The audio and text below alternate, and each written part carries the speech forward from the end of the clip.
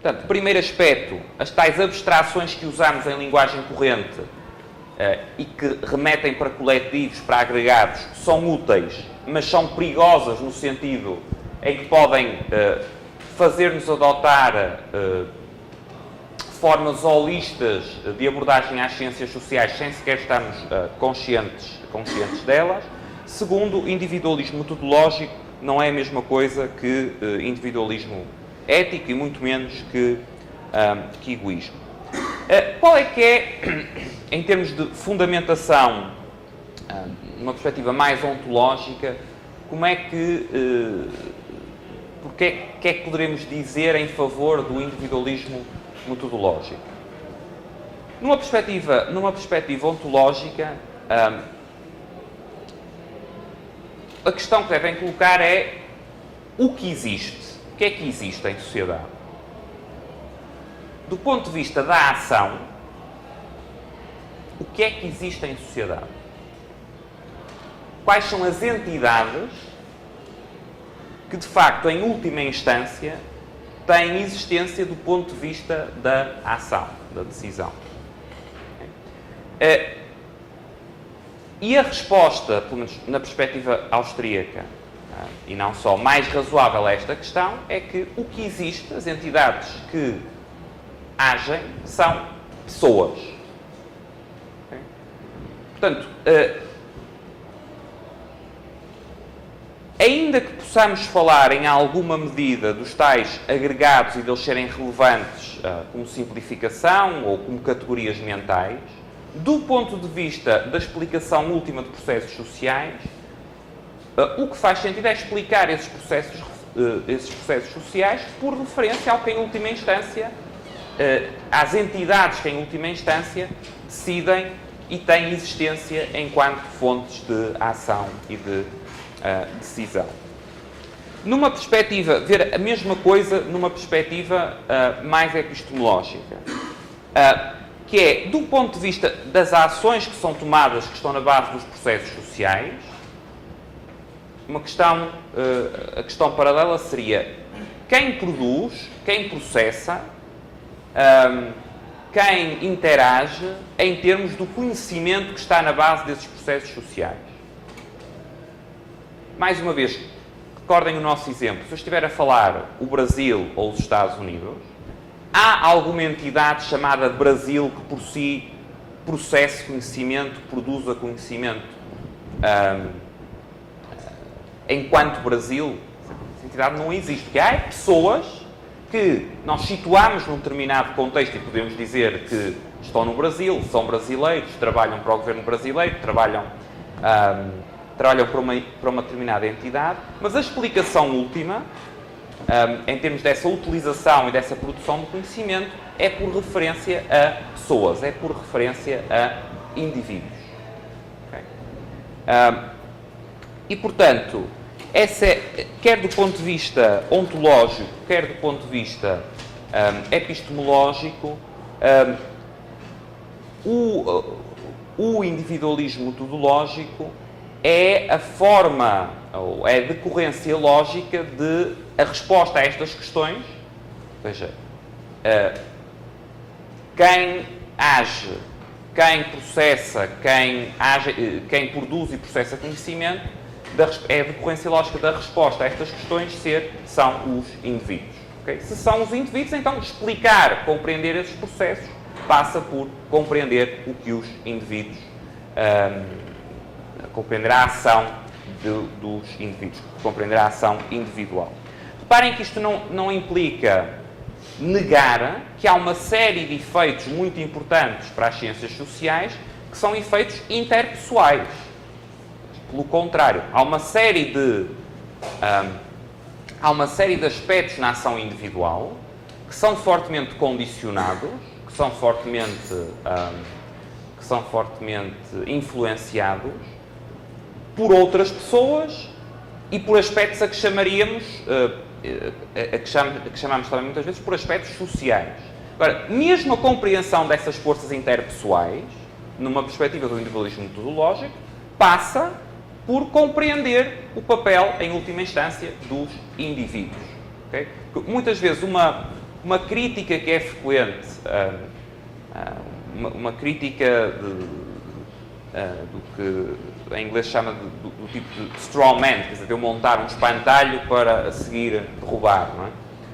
Ao individualismo metodológico é dizer, o individualismo metodológico ignora que em sociedade há uma série de aspectos nos quais os indivíduos não decidem isoladamente, não agem isoladamente, estão condicionados por outros, estão influenciados por outros.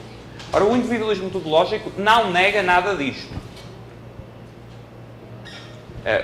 E não necessita de negar nada disto. A única coisa que o individualismo metodológico implica é que todas essas teias de relação e de influência interpessoais serão explicadas em última instância pela ação e pelos efeitos sobre os próprios indivíduos e não pelos agregados sociais em si mesmos. Por outras palavras, a sociedade enquanto tal nunca determina nada em termos de ação individual. O que não quer dizer que as relações interpessoais, as várias influências mútuas entre pessoas, não tenham influência. Claro que têm e têm muita influência. Agora, o que o individualismo metodológico nos possibilita, se for bem emprega, é nós não cairmos no erro de, por ser fácil em termos de comunicação, usar os tais agregados. E, por de facto existirem e serem muito importantes as tais relações interpessoais, passarmos a autonomizar esses agregados como se fossem eles próprios as fontes de ação que estão, em última instância, na base dos processos sociais. Isto é, por exemplo, um problema, uma aplicação, se querem ver, uma aplicação deste problema é o que acontece em muita da macroeconomia contemporânea mainstream. É que são construídas, ou seja, chegamos a um ponto em que construímos abstrações e essas abstrações, a certa altura, são tratadas como se elas próprias não fossem simplesmente construções intelectuais, mas que não existem em realidade. Pensem no conceito, em termos keynesianos, de procura agregada. O que é procura agregada?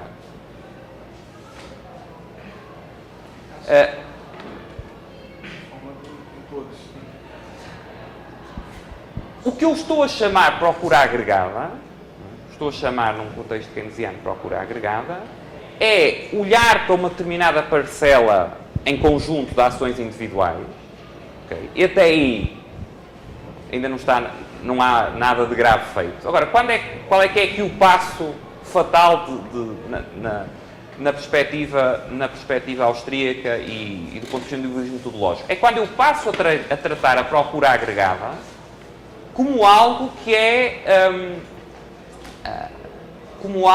é uma realidade em si mesmo, como algo que teria existência em si mesmo. Não é? Portanto, depois eu tenho políticas para estimular a procura agregada. Não é?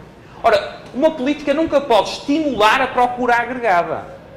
Porque a procura agregada, enquanto tal, não existe. Uma política que é para estimular a procura agregada vai estimular certamente, ou vai redistribuir recursos e vai estimular algumas pessoas, algumas atividades em detrimento de outras. Não é? Portanto, vai certamente produzir efeitos microeconómicos. Vai produzir uma série de efeitos. Agora, a procura agregada, ela não vai estimular, porque a procura agregada existe na cabeça do analista.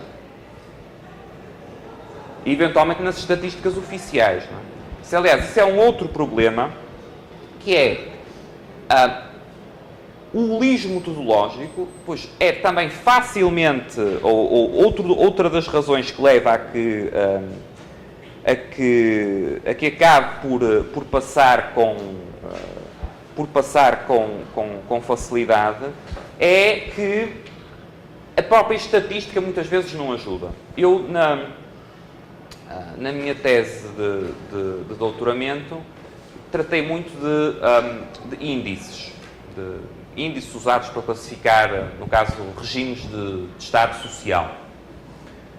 E uma coisa interessante é que, portanto, Portanto, vi índices, depois, para esse efeito, vi muitos tipos de índices diferentes. Em muitos índices, pensem, por exemplo, no índice de liberdade económica, pensem o índice de desenvolvimento humano da ONU, etc, etc. Se vocês pensarem nesse índice ou perguntarem a outra pessoa, essa pessoa normalmente tem a ideia que aquilo é uma construção intelectual artificial. Mas a pessoa muitas vezes diz, ok, é isso, mas usa dados objetivos de base. Qual é que é um dos dados objetivos que normalmente entra nesses índices? Um dos dados objetivos, um dos dados supostamente objetivos que entra em muitos desses índices é o produto interno bruto. Agora, será que o produto interno bruto é um dado objetivo? É que a própria noção de produto interno bruto é uma coisa que tem, a própria noção que temos hoje de produto interno bruto é uma noção que tem há algumas décadas. Ou seja, aquilo a que nós chamamos produto interno bruto é essencialmente da mesma natureza que o conceito de procura agregada. É uma construção que fazemos para agregar uma série de coisas, mas é uma construção que é ela própria e intrinsecamente subjetiva. É tão subjetiva que vocês, se forem analisar a história da definição de produto interno bruto, ela está constantemente a alterar-se. Portanto, e vocês têm uma infinidade de métodos para calcular o que é o produto. Certo? Outro conceito, inflação. O sentido que o termo inflação adquiriu, portanto, o sentido clássico era simplesmente de aumento da massa monetária, mas o sentido contemporâneo hoje que é de aumento generalizado do nível de preços. Mais uma vez, é uma coisa, portanto, é um agregado que parece algo objetivo, certo? Aliás, parece estar um objetivo que são negociações salariais que são feitas com base na taxa de inflação. Mas, mais uma vez, a forma como eu calculo a taxa de inflação, ou seja, esse agregado, aquilo a que eu chamo de taxa de inflação, é como aquilo a que eu chamo Brasil, depende de uma série de pressupostos. Pode ser calculada de forma diferente, aliás é outra variável que está constantemente em ajustamento. Okay? O individualismo metodológico, um dos aspectos fundamentais que tem é alertar para que, em última instância, a compreensão dos processos sociais tem que ser feita por referência às escolhas de quem de facto age, de quem de facto existe. As pessoas. Ok? Neste sentido, e em relação à macroeconomia, poderíamos dizer que a única boa macroeconomia será a macroeconomia de base microeconómica, não é? Será, e não macroeconomia que parte dos tais todos. E essa é, aliás, também uma distinção importante face ao chamado individualismo metodológico que é adotado na perspectiva neoclássica. Porque, e para quem estudou economia, numa perspectiva mainstream, que terá sido o caso da maior parte das pessoas que estudaram economia, e foi o meu caso também, este pressuposto é também adotado. Ou seja, quando vocês constroem qualquer modelo, ele formalmente parte de escolhas individuais. Qual é que é aqui a diferença, face à perspectiva austríaca? É que, em termos de modelização neoclássica, eu parto do indivíduo para a seguir anular completamente o indivíduo. Portanto, o indivíduo fica reduzido a uma variável ou um parâmetro que agrega o conjunto de ações individuais, ou supostamente agrega o conjunto de ações individuais. E depois o modelo trata não de escolhas individuais, mas dos parâmetros. Trata das variáveis que foram incluídas no modelo.